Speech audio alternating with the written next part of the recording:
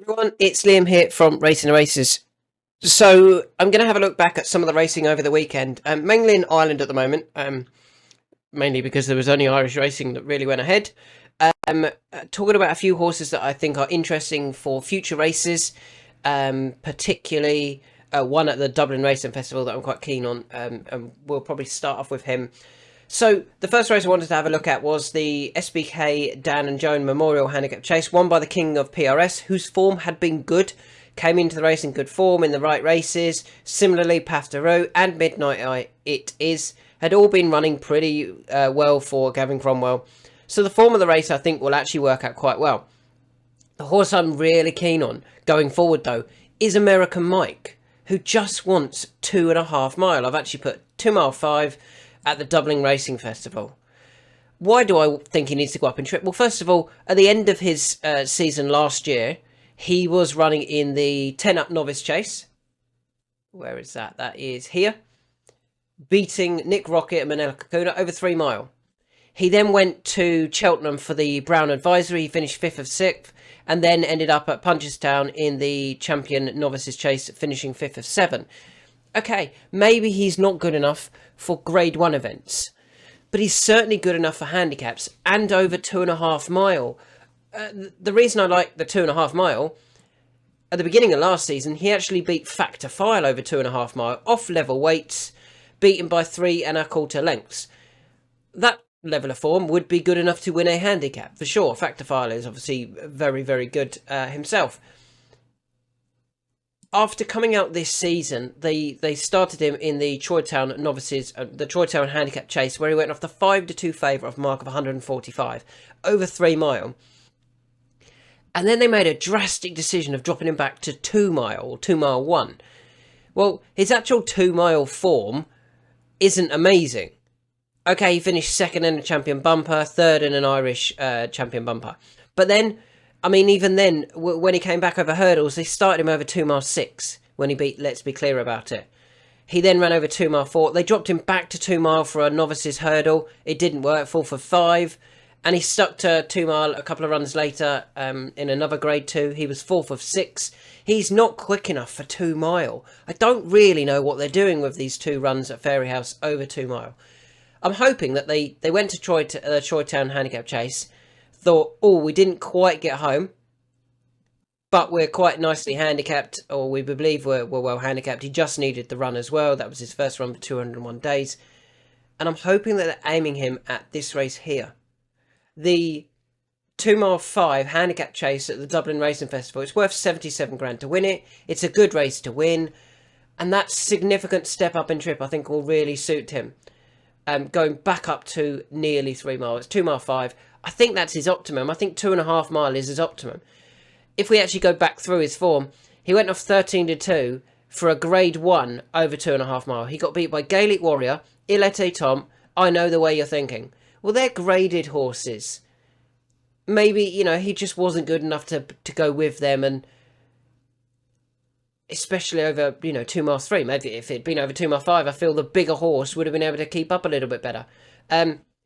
Yeah, I really like that horse for the 2 mile 5 at the Dublin Racing Festival. The Irish handicap marks have come out again for this week. No change for the mark of American Mike. So he will again run off 146. I'm hoping Carl rides him again. I think he actually rides him quite nicely. He just needs a bit further. Just go and watch the way he finished again at Fairyhouse. Nice and strong at the finish. He doesn't have the speed for 2 mile. Moving on to the 258 at Fosas, which was a 3 mile handicap hurdle that happened in the very soft stroke, heavy going.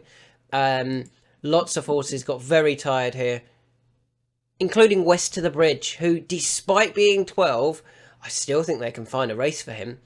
He's going to drop, I imagine, tomorrow in the handicap. He just wants 2.5 mile. His 2.5 mile form at the beginning of the season was pretty good. That third behind Might Eye and Aston Martini was a good bit of form. He just needs dropping back in trip. I won't talk about him too much because we do need to know his handicap mark for tomorrow. That will come out tomorrow. So we'll continue on to the 12:55 at Punchestown yesterday. This was a strange race. So We had the nap winner with Lecky Watson. It was actually our second nap winner of the weekend after Dangerous Touch had won at Fosas. That one was really nice because he'd previously been beaten at 80-1 and then comes and wins at 9-2. I really liked him that day. So Lecky Watson beat Farron Glory, or Down Memory Lane and Farron Glory. If we are a Richmond, fell at the second last, was it? Fell at the last, sorry. So for me, Lecky Watson was the only one trying here. And the reason I say that is Paul Townend was popping away nicely at the front, didn't always jump with the greatest fluency, but Down Memory Lane under Mark Walsh, he was very keen to restrain him and make sure he didn't really challenge Lecky Watson at the front. Now, that was fine. The issue for me came at the second last when Lecky Watson was really slow. Down Memory Lane and Farron Glory came alongside. Neither Mark Walsh or Danny Gilligan went, okay, we're now going to kick on then because Paul's got to try and regain momentum sort of thing. Neither of them went for it. Neither of them were trying yesterday, in my opinion. Paul Townend was allowed to then regain momentum on Lecky Watson, get the horse back up to full speed and go away again. Yeah, Down Memory Lane in that race was not ridden to try, in my opinion. I don't think he was there trying to win the race. Lecky Watson was the only one trying to win.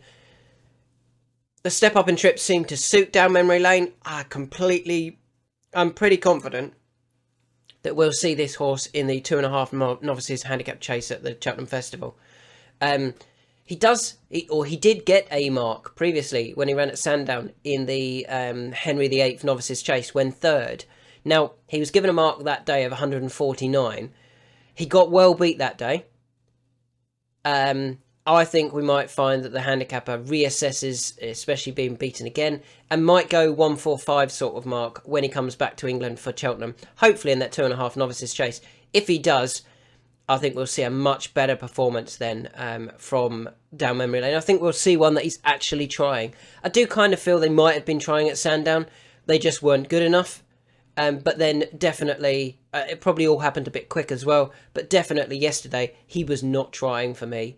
That was a really disappointing show from Mark Walsh, and I thought that was quite an obvious non-tryer there.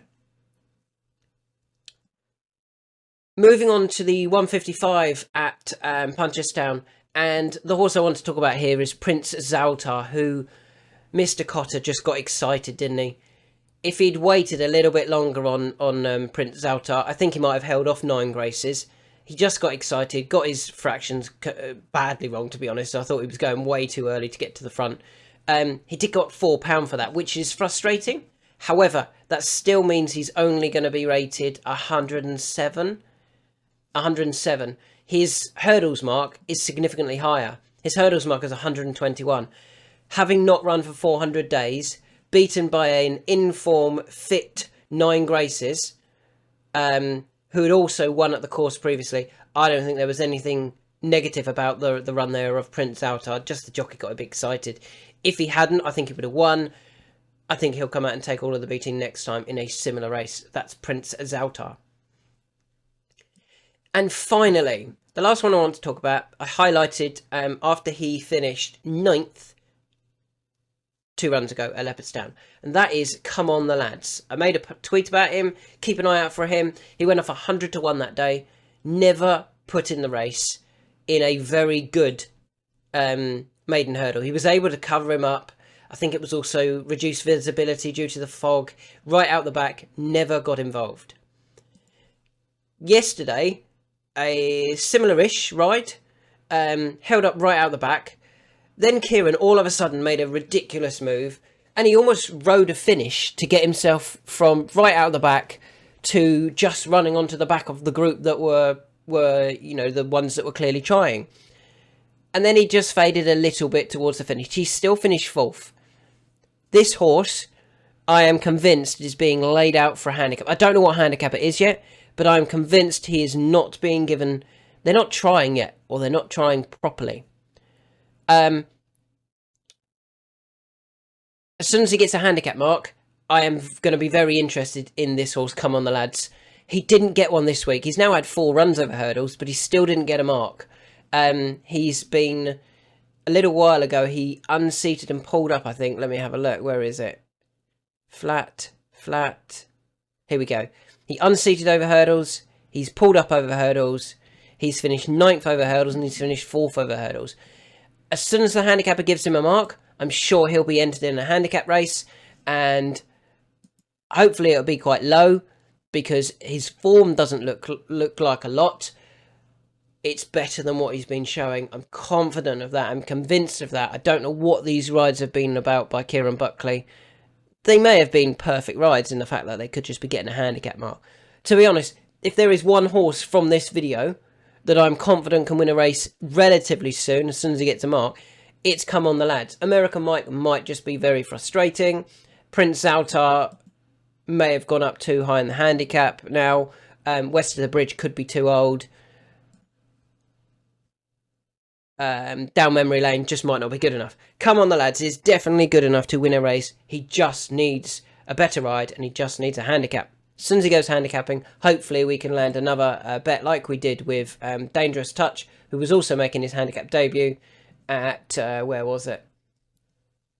Fosas, when winning for us, not that race, it was the handicap hurdle. Was it this one here? Yes, Dangerous Touch was winning this on handicap debut. Hopefully Come On the Lads could do the same, and maybe he needs a bit further. I don't think he does. I just think he needs to be given a better ride. So there's some thoughts from the weekend. Hopefully we can have some more winners later this week. I think I'm going to be having some selections on Friday, probably Saturday, and maybe even Sunday as well.